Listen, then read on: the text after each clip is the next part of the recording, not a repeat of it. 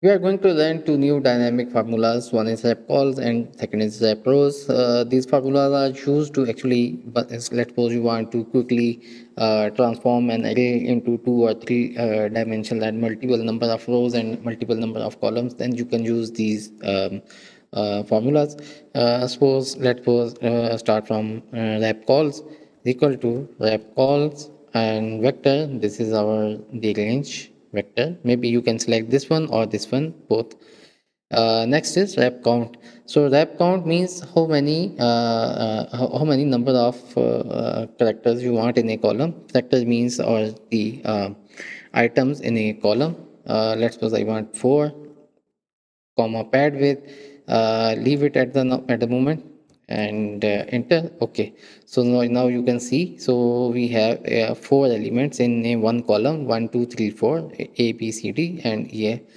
Now you can see here that they are after z. Okay, they are blanks, and so we have this hash error. So if you want to remove these paired with, let's suppose you want to show empty, double quote, enter. Now you will see here the empty. Okay, and for wrap rows, let's suppose wrap rows.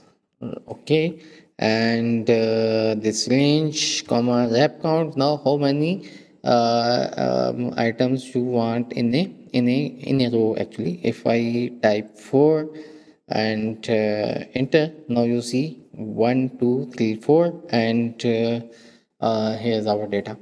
Moreover, if you see here that A, B, C, D, so this is our the sort is in vertical, and here in wrap rows, our data is actually split in different columns and A, B, C, D. So moreover, for choosing to remove the hash errors, you can type double quote, or you can type any custom. Let's suppose you can type here blank and enter. Okay, so here you can see we have blank and blank here.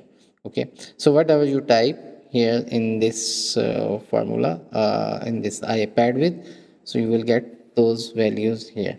Okay, bye bye.